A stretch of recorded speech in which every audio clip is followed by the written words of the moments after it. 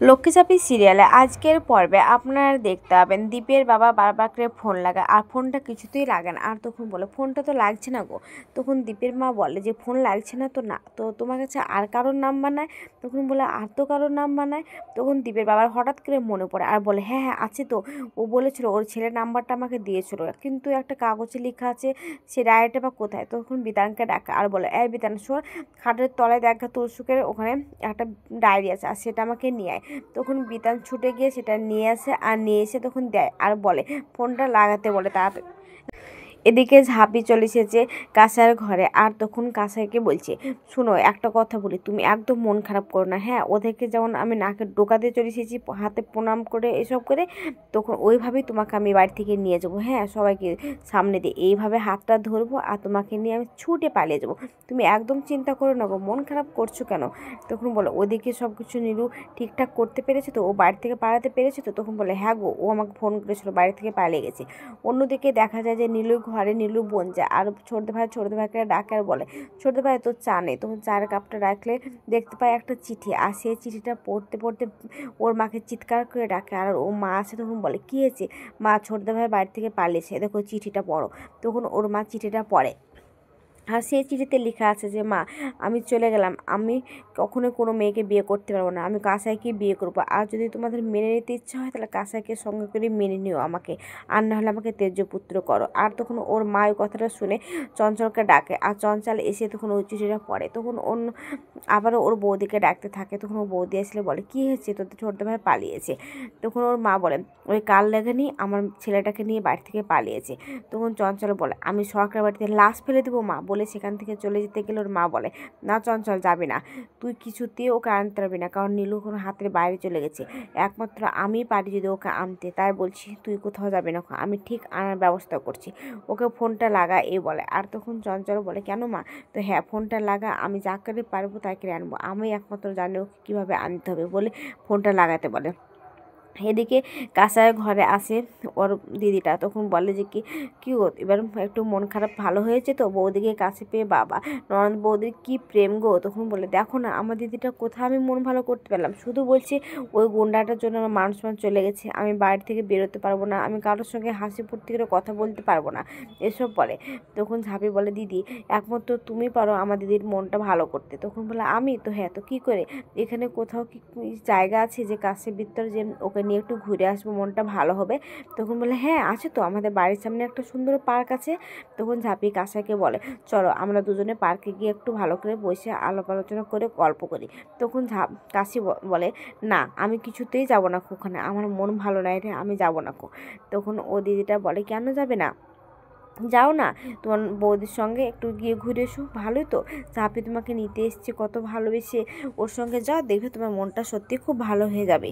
এদিকে দীপের বাবা নাম্বারটা খুঁজে বের করে আর নাম্বারটা পেয়ে গেলে তখন ফোনটা লাগাতে বলে আর তখন ফোনটা লাগায় আর বলে তাড়াতাড়ি ফোনটা করো। আর যখন ফোনটা করে তখন সেখানে অন্যদিকে দেখা যায় যে ঝাঁপির যে বাড়িতে আছে সেখানে ওই ছেলেটা জিজ্ঞাসা করছে যে কোথায় যাচ্ছে ও।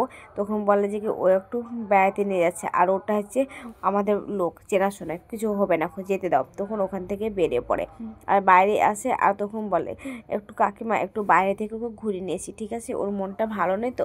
তখন বলে হ্যাঁ যাও না, তুমি তো নিজেরই মানুষ।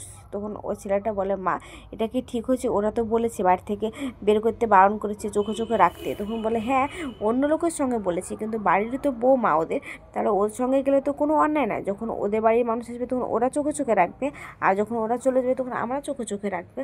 না গো তুমি যাও, তোমার ননদকে নিয়ে একটু ঘুরে এসো, খুব ভারী মিষ্টি মেয়েটা জানিস, ওর ননদের খুব খেয়াল রাখে। এই বলে তখন ওরা ঘর থেকে বেরিয়ে চলে গেলে তো ঠিক তখনই একটা ফোন আসে আর ফোনটা দেখে যে বলে দামোদর কাকা ফোন করেছে। আর তখন ওর বাবা আসার বলে কে ফোন করেছে? দামোদর, দে আমাকে ফোনটা, আমি ধরি। বলে ফোনটা ধরলে দীপের বাবা বলে কী রে ঝাঁপি ওখানে গিয়েছে? তখন বলে ঝাঁপি কে? আমাদের বাড়ির বৌমারে কাছারের কাছে গিয়েছে। তখন বলে ঝাঁপি, তার জিজ্ঞাসা করছে তুমি ঝাঁপি বলে কেউ এসেছে? তো হ্যাঁ, তাহলে ওই মেয়েটা কিন্তু আমার মেয়েটাকে নিয়ে পালিয়ে যাবে রে, ওখান থেকে নিয়ে গিয়ে কিন্তু ওই ছেলেটার হাতে তুলে দিবে, তুই ওকে কিছুতেই যেতে দিবি না, তুই আটকা কিন্তু। তখন বলে কই ওরা কোথায়? তখন বলে কেন, ওদের বাড়ির বৌমাই তো ওকে নিয়ে একটু বাইরে বেরিয়ে গেল। একটু বেড়াবে, হাসি ফুর্তি করবে, তাই বলে এই কথাটা দীপের বাবা শুনে নেয়। আর তখন দীপের বাবা বসে পড়ে হঠাৎ করে। তখন দীপের মা বলে, কি হলো তোমার, তোমার শরীর খারাপ নাকি? তখন বলে হ্যাঁ, এসব বলতে থাকে। অন্যদিকে দেখা যায় যে ওর বাবা বলে যে তোরা এটা কী করেছিস, ওদেরকে আমাকে এখনই খুঁজতে যেতে হবে, তাড়াতাড়ি সব মানুষকে গুছা আর চল তাড়াতাড়ি করে এখান থেকে। তখন ওরা ছুটে চলে যায়। এদিকে ওর বাবা বলে যে কি যে আমার সব সর্বনাশ হয়ে গেছে, ঝাঁপি নিয়ে পালিয়ে গেছে আমার মেয়েটাকে। এদিকে নীলু রাস্তায় দাঁড়িয়ে থাকতে থাকতে ক্লান্ত হয়ে যায় আর বলে ঝাঁপি কি পারেনি ওদেরকে আনতে কাসাইকে, কিন্তু এখন কি করব, আমি একবার ফোন করব? না, ফোন করব না, যদি পাশে কেউ থাকে আর যদি ওরা শুনে ফেলে, এসব বলে। অন্যদিকে দেখা যায় যে ঝাঁপি কাসাইকে নিয়ে ছুটে পালিয়ে আসে। আর কাসাই ক্লান্ত হয়ে গেলে বলে ঝাঁপি আর পারছি না রে, একটু দাঁড়া। তখন ঝাঁপি বলে না, দাঁড়ালে হবে না গো, আমাদেরকে পালাতেই হবে, এবার আমরা ধরা পড়লে কিন্তু চলবে না। তখন কাসাই বলে হ্যাঁ, আমরা কিন্তু দাঁড়াবো না, আর পালাতেই হবে আমাদেরকে, বলে যে পালাতে যাবে। আর অমনি সামনে দ্বীপ। আর ঝাঁপি তখন থেমে যায়। তখন কাসাই বলে কি রে, থেমে গেলি কেন, চল। তখন কাসাই সামনের দিকে তাকালে দেখতে পায় ওর দাদা। তখন কাসাই বলে এবারও আমি ধরা পড়ে গেলাম, আমার নীলুর সঙ্গে যাওয়া হলো না রে কাসাই, সরি। ঝাঁপি। তখন ঝাঁপি বলে না, তোমাকে যখন বাড়ি থেকে একবার বের করে নিয়ে এসেছি তখন তোমাকে পালাতেই হবে, যেভাবেই হোক না কেন তোমাকে যেতে হবে। তুমি আমার মুখের দিকে তাকাও না, তুমি পালিয়ে যাও, আমি তোমার দাদাকে আটকাচ্ছি।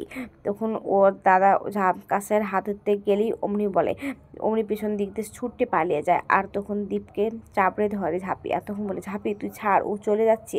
তখন বলে হ্যাঁ, ও চলে যাক, আমি ওকে চলে যাওয়ার জন্য এই সুযোগটা করে দিচ্ছি, তুমি কি ভাবছো তোমার হাতে আমি তুলে দেবো, বলে একটা দীপকে ল্যাং মেরে মাটিতে ফেলে দেয়। আর তখন বলে আমি কিছুতেই তোমাকে যেতে দেবো না ওরা ওদের দুজনকে ভালোবাসে, তাহলে তুমি কেন ওদের মধ্যে কাটা হয়ে দাঁড়াবে, তাই ওরা চলে যাক। তখন বলে সামনে গিয়ে দেখবি কি একটা বিপদে পড়বে। অন্যদিকে দেখা যায় যে কাসাই পৌঁছে গেছে নীলুর কাছে। আর টোটো থেকে নামে। আর টোটো তখন বলে 100 টাকা দাও তো। তখন নীলুর কাছ থেকে 100 টাকা নিয়ে টোটোওয়ালাকে দেয়। তখন বলে এখানে দাঁড়িয়ে আছো কেন নীলু, এবার আমরা এক হবো, তাড়াতাড়ি চলো, আমাদেরকে বর্ধমান থেকে পালাতেই হবে যেভাবেই হোক, দাদা আমাদের পিছু নিয়েছে। তখন নীলু হেলমেটটা দেয় আর মোটরসাইকেলে কিনে নিয়ে চলে যায়। অন্যদিকে দেখা যায় দীপ ঝাঁপিকে খুব বকে আর বলে সবার সামনে আমাকে অপমান করলি, এবার দেখবি বাড়িতে সবাই তোর জন্য অপেক্ষা করছে, বাবা, কাকাই, মা আর তোর ওই সাঙ্গপাঙ্গরা, চুন্নি, তাতা, সবাই, চল এবার কী হবে দেখবি, বুঝতে পারবি। তখন বলে তাড়াতাড়ি আয়, বলে মোটরসাইকেলে স্টার্ট দিলে ঝাঁপি মোটরসাইকেলে বসে। আর তখন মনে মনে ঝাঁপি বলে আমার যাই হোক না কেন, আমি তো পেরেছি ওদেরকে আলাদা, সরি, আমি তো পেরেছি ওদেরকে একসঙ্গে করতে, এটা সব থেকে আমার কাছে জয়, এসব বলে। অন্যদিকে দেখা যায় যে বাড়িতে সবাই দাঁড়িয়ে থাকে আর ইনকাও থাকে। ঠিক তখনই আসে বাড়িতে দীপ আর ঝাঁপি। আর দীপ তখন চিৎকার করে বাবা, বাবা, ঝাঁপিকে নিয়ে এসেছি। এই ঝাঁপি কাসাইকে পালিয়ে যেতে দিয়েছে আমার চোখের সামনে থেকে আমাকে ধাক্কা মেরে ফেলে দিয়ে, তুমি ওর ব্যবস্থা করো, আমি চাই না ক্ষীরগঞ্জের ওকে থেকে ডাকো, আমি যা কথা বলে আজকে আমি ব্যবস্থা করব। তখন দীপের বাবা বলে একটু শান্ত, অত রাগারাগি করলে চলে না। তখন দীপ বলে রাগারাগি, এত কিছুর পরে তুমি কী করে শান্ত হতে বলছো বাবা। তখন দীপের বাবা ঝাঁপির কাছে আসে আর বলে কাসাই পালায়নি। তখন দীপের বাবা শরীরে কাসাইকে দেখতে পায় আর ঝাঁপি তখন অবাক হয়ে যায়। তখন ঝাঁপি কাসাইয়ের কাছে যায় আর বলে কাসাই দি, তুমি এখানে কেন, তুমি এখানে, তুমি যাওনি তখন কাসাই বলে না রে, নীলু আমাকে নিয়ে যায়নি নীলু আমাকে বলেছে ও বিয়ে করতে পারবে না।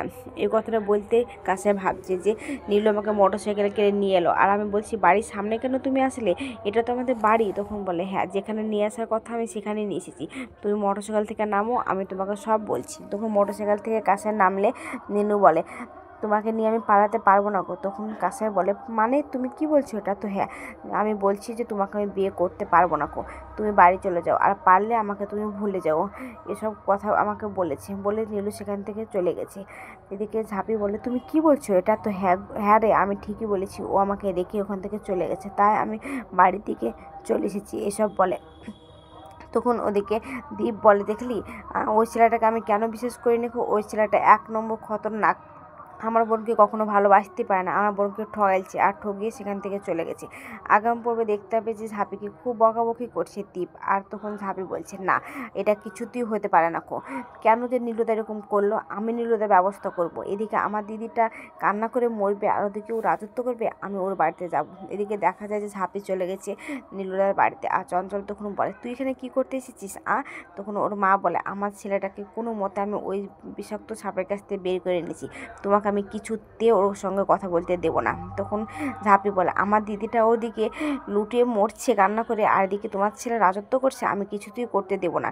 এদিকে নীলু বলছে, আমি যখন কাসাকে ঠকিয়েছি তখন আমার বেঁচে থাকার কোনো রাইট নেই, আমি আজকে মরে যাব বলে বিষের শিশি নিয়ে দাঁড়িয়েছে। আজকের পর্বটা কেমন হয়েছে যদি ভালো লাগে তাহলে কমেন্ট, শেয়ার, সাবস্ক্রাইব করবেন। আর হ্যাঁ, ফেসবুক থেকে দেখলে অবশ্যই ফলো করবেন।